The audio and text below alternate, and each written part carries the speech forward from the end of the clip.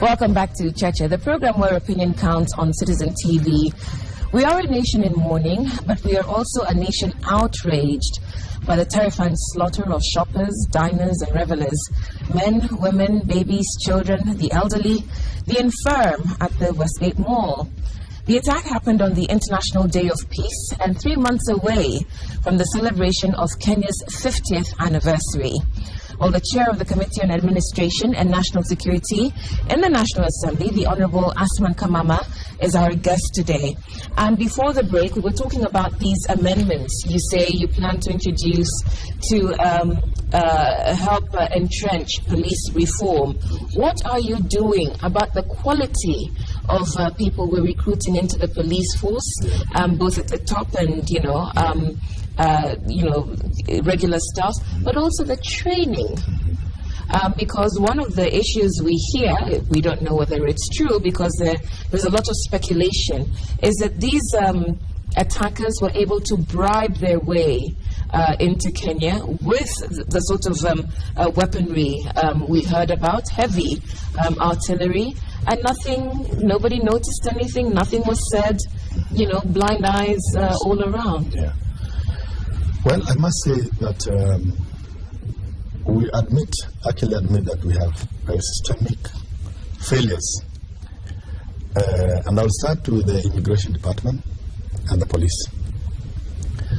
At the moment, we have a very able officer who was just posted the other day in the Immigration Department. But I want to say that it has a lot of problems. A lot of these, because we oversight immigration. A lot of these terrorists actually come through our borders. You can talk of Namanga, talk of Liboi, talk of Bulahawa in Mandera, talk of Moyale through Isiolo. And the immigration officers have actually not done a good job. So we really need, of course, and they work very closely with the police. Sometimes we have drug traffickers from West Africa being deported, and then you find them back here. The immigration officers are actually the ones who are the ones who are clearing them. And not all of them are bad, but we have some of them who are corrupt. Because when you get people passing through Namanga, drug dealers, this is a failure. So something has to be done in that department. And I think to do it. Of course, somebody. Yeah. Somebody. It is the government, of course, and this committee. Okay. Yeah. So this is the government, of course, executive, and our committee. We'll have to suggest that area has to be reformed. On the issue of quality. I'll just interrupt. Yes, yeah. For instance, with the Namanga incident of drugs, West African drug... yes, and many other, even Lunga. Okay, is there an investigation underway? Has anyone, been held accountable for this? Has anybody been sacked? Do we know who accepted a bribe to allow people who should not be in the country entry back? The case is still being investigated by the relevant department and the Office of the President. And let me tell you, and they are not few, there are very many. Most of these terrorists who came to this country, actually some of them came through JKIA, some of them came through... They've been living here for years. Yeah, living for years. So these are the issues. We need to do a lot in the Immigration Department to be able to change. Then on the quality of police, we have actually, we had a meeting a week ago with the Inspector General, and we have had consultations with the Commission, Chairman Kabulundi, and very soon they're going to start a process of vetting officers. All senior officers must be vetted the way they did to judges. And I think for judges, it's going to cascade to magistrates. So that's going to be done, so that we have top-notch officers. Officers who are involved in corruption will have to leave. They will not be taken back. Then at the level of now curriculum, we have shared a lot with the Chairman Kabulundi of the Commission that we need to overhaul the curriculum at Kiganjo. and APTC and Mbakasi. How old is it? Joshua. No, it's an old curriculum. I mean, because we need to change the mindset of the officers. We need to change the attitude. We actually need to inculcate values, of integrity, because now the issue of corruption in the police force and among Kenyans also is what is going to destroy this country. Because at the moment we have so many criminals living in Isli. The police force should be able to do a lot to be able to zero on some of these crooks. We have some of them, at the moment we even have foreigners buying agricultural land, buying properties in this town. Okay, with businesses, I don't think within the urban areas, I don't think it's a problem. Okay, so let's be careful. Let me take you back to Isli, because of course, in the aftermath of the Westgate attack, there are fears that our Somali community will face reprisals. So when you say that there are criminals living in Isli, which is predominantly inhabited by Somalis, what exactly do you mean? But I just want to give this clarification, and I think I said it yesterday when we were contributing on this issue of terrorists. First of all, the terrorists wanted to create a wedge between Christians and Muslims. We cannot buy that kind of propaganda. Well, between non-Muslims and Muslims. That is actually the intention, that is the objective. Well, a lot of the people who died were not Christians, they were Hindus. And some of them are even Muslims. Yes. Yeah? So that is the intention of to divide us along religious lines. We will not buy that. But I know because quite a number of these terrorists were actually Somalis. But some of them are citizens of the US, Finland. It is surprising that these terrorists are being are coming from the West. And that's why I was saying yesterday that when it comes to travel advisories, we will advise our brothers and sisters from the West not to issue. Because by issuing them, you are actually siding with these groups. And that is the intention. So we don't want, we are actually appealing that to our brothers and sisters in Europe and America, Australia, that they should not do this. Because by issuing this, they actually embolden the terrorists. So we are appealing. And then we're also appealing to Kenya that the Somalis, the Muslims, are not involved in this thing. These are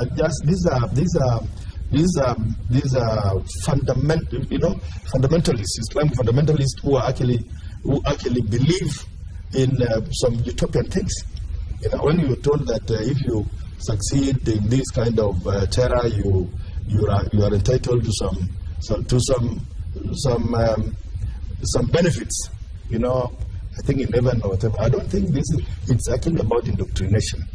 So our Somali brothers and the Muslims, the Arabs, those ones they're actually not involved in this. These are a few criminals. And you'll find that you even get like this lady who is being the white widow, Samantha. She's Britain. So the issue of Somalis and Muslims, count that out. We are one nation, one indivisible nation, which cannot be divided by just a few terrorists. I think coming to the issue of curriculum. So we've told the Commission to come up with a new curriculum that is tailored to give us the best officers for a modern century. Not the kind of mentality of the 70s, of the 60s, which we are still seeing up to now.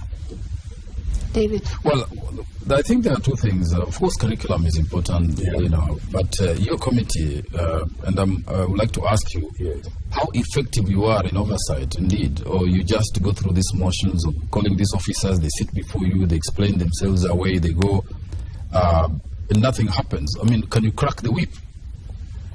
What is the input of your deliberations on oversight? Let me tell you what we have done. Mostly we provide the legislative framework for all these policies to be implemented. We have done it. In fact, like the reforms that we've introduced through these amendments are just too many. And we have consulted widely all the stakeholders, Kenya Law Reform Commission, the Inspector, CIC, KEPSA, all these people. We have actually involved, like, and even the Kenyans themselves. We have involved more than 20 agencies, so that I can have the best laws that will govern this country. So you will see legislation, you may succeed, but you see there is a capacity of the police to do their work, which is really, the police are handicapped. Let's face it. Training or curriculum or whatnot.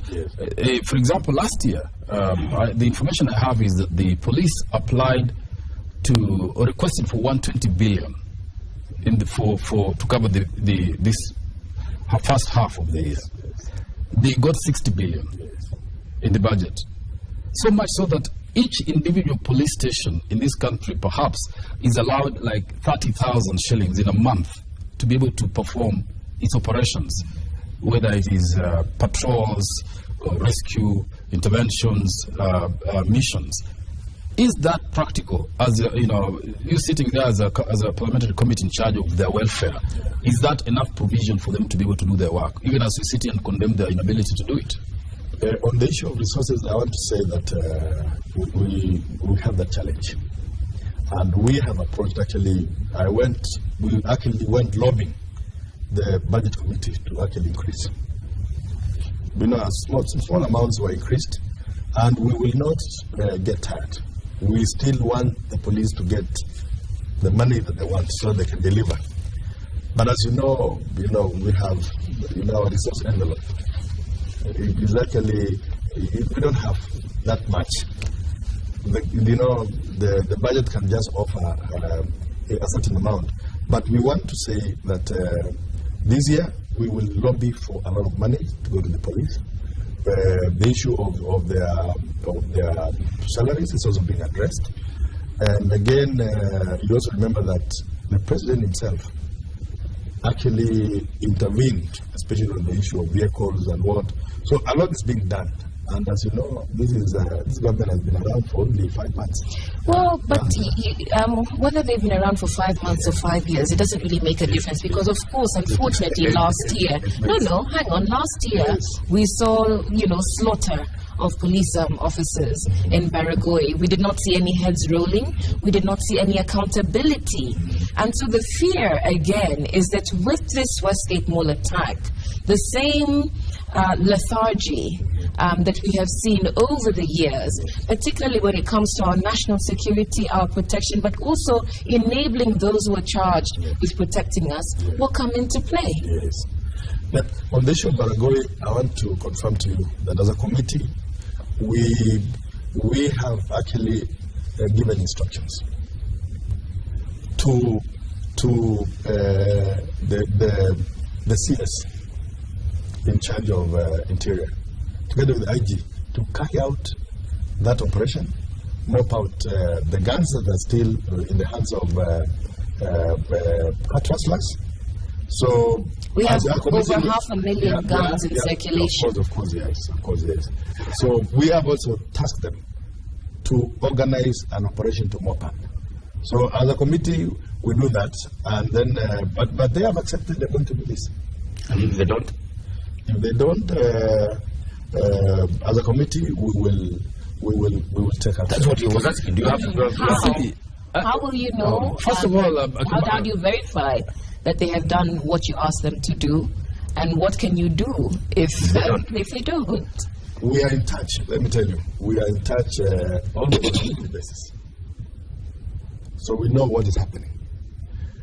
We have, on the issue of Baragoi, we have actually tasked them. And they told us, and even the minister himself went to Baragoi and gave an ultimatum. Through, when we discussed this issue, he's gone there, but the operation itself has not started. But they have promised that they are going to undertake this operation. We will still call them back. And if they don't, if that is not going to happen, we will... Earlier on, Mr. Kamama, you said that in Kenya, we are not yet there. People don't resign. I mean, that is very strange, and that is a reflection of our leadership. Things are going wrong in this country. The buck stops nowhere. People come in, explain themselves away. Nobody takes responsibility. In this security or insecurity issues, the people who are on the spot are very clear. There is the minister, there is the Olelenko, there is the PS, there is the cabinet secretary Kimeme, there is the commissioner of police, there is the NSIS. These people must account for what is happening. And if they are not performing, somebody somewhere, like we said in the case of intelligence, must take responsibility. The reason is why Kenyans will lose confidence is that this set of people have been in office for the last 4 years, during which we have witnessed all manner of crimes and atrocities all over the country. Yes. So how are they accountable? They are accountable to Parliament, of course, through our committee. If they don't take action, of course, we will take our report to Parliament, and then Parliament will sanction, will take action. Do you see yourselves taking any drastic measures in view of the atrocities that have happened? Absolutely. Watch this space. From a week's time, you will see a lot of action. Why should we believe you? If whatever has been done before, nothing, you have done nothing. Why should we believe you now that you will do something? Give me and my committee the benefit. Especially given the background of what I said earlier. When these people came before you for vetting, you returned the same people to office Kenyans have been complaining about in the previous administration. Yes. Now the same situation continues. So why should Kenyans trust you to actually oversight security in this country? Let me tell you, we as a committee, if I tell you the amount of work that we have done to really improve security in this country, you will be surprised. How well can you see it? There's no evidence. It has to be. How do we see evidence? But it's not. What can you see that you have done? Okay, let me tell you, when we came in as a committee, we got this gridlock. Now we're talking about gridlock, not between this commission was not even meeting. So we have now organized through the reforms that we've done. Now the commission actually is meeting. The commission is able to work because when we came in, it was not even working. Then, as we speak, there are we have sat down and there are a lot of reforms in the police force that are being undertaken. And I want to confirm to you that 7 committees have been formed to actually address issues of thematic areas, whether they are discipline matters, whether they are issues of addressing issues of addressing crime in urban areas, cut rustling, and everything. So a lot is being done, but we are putting in systems that will be able to really serve this country. So what this space, there's going to be a lot that's going to happen in this country, in the police force, under our charge. Okay, let's look at other institutions which are related to security. There's the NSIS, yes, and there's the National Crime Research Center. Yes. What are they doing? What is their work? Of course, NSIS is, the mandate is to collect intelligence, both externally and internally, deal with matters of espionage, sabotage, and the rest, and also matters of economic crimes. They should be able to actually tell us a lot. But this information is also given on the need-to-know basis. A lot is consumed by the president, and then others are consumed by officers, other officers who are supposed to take action. So, yeah. All right, we have to take a break. You're watching Cheche, the program where opinion counts, live on Citizen TV, with the chair of the Committee on Administration and National Security in the National Assembly, the Honorable Asman Kamama. He's our guest today. We're reviewing the Westgate Mall attack and how we can ensure that we are never, ever subjected to such horror again.